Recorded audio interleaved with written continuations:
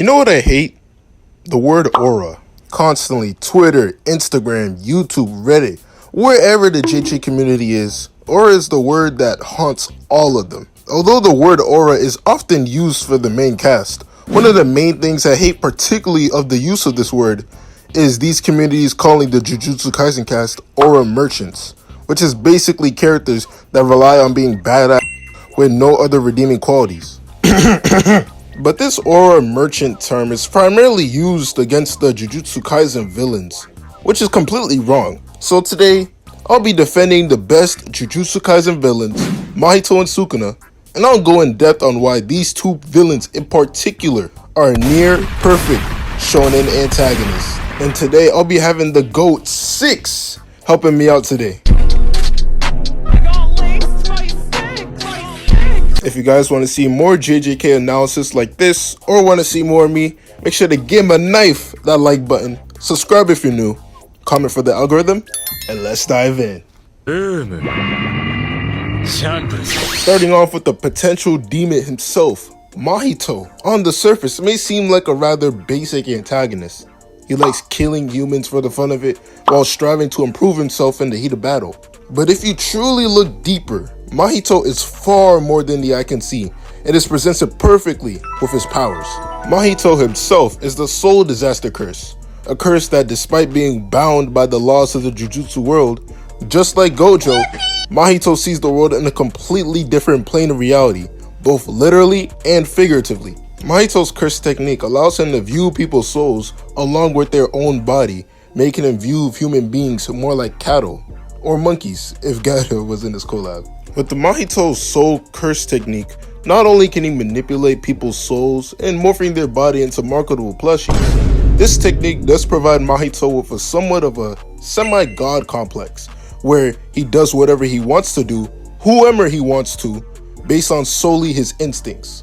Like a wild animal, if you catch my drift. But like a wild animal, Mahito does know his limitations and knows when to run away when the time is right. And this perfectly calls back to Mahito's strongest selling point, which is his parallels. After Mahito and his gang decided to seal up Gojo, someone that Mahito knew that he couldn't hang with, he decided to go on a massive killing spree. And some of those people just happened to be Nobara and Nanami, right? And after Yuji seeing his closest friends die, Mahito feels an immense rush of exhilaration after seeing Yuji fall into despair in the middle of a life or death fight. That's another parallel right there. Just as Yuji feels a sense of relief and joy after saving people's life from possible death, Mahito feels a sense of exhilaration and sense after killing somebody and taking their life and making his mortal enemy Yuji fall into despair. Crazy revelation that is. But just as we as humans have our own type of humanity, curses have their own sense of self. And by killing humans, since curses are born off of negative emotions, Mahito is the complete reflection of that. He doesn't know anything about being human. He doesn't know why he should feel bad about killing humans because he was never human. You can't bargain with a curse. After Mahito hits his black flash on Yuji, and instead of Mahito shit-talking Yuji and ranting how he's gonna kill Yuji like in season 2, he gives Yuji a brutal reality check about Jujutsu society. Him coming to Shibuya was like him coming to exterminate ghosts, like Luigi, but he couldn't be farther from the truth. This is a war of beliefs. In Mahito's perspective, he's fighting like his life depends on it to stay at the top of the food chain. But seeing Yuji, his direct parallel to him, resolve weakened just because 2 of his comrades die, Mahito couldn't help but smile at how foolish Yuji's ambition was if he wasn't ready, for his comrades to die alongside him.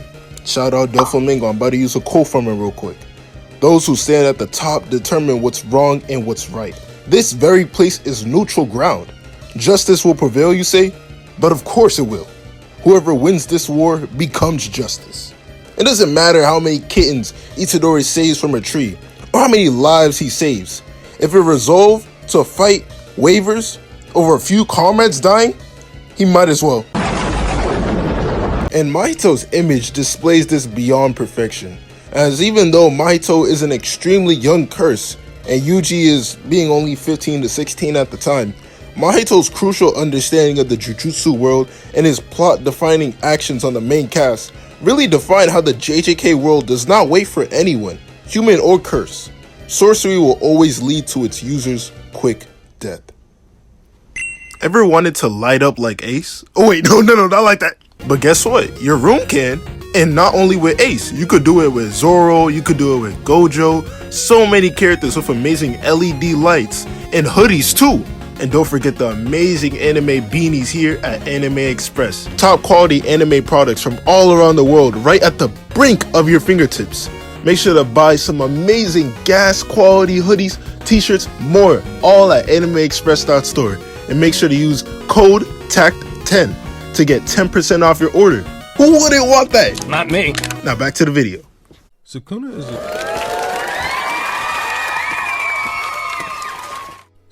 is a great example of simplicity reigning supreme as a character, or a prime example of the idea that less is more. Down to his curse technique, this is true. He can cut you with his slashes or burn you with a flaming arrow.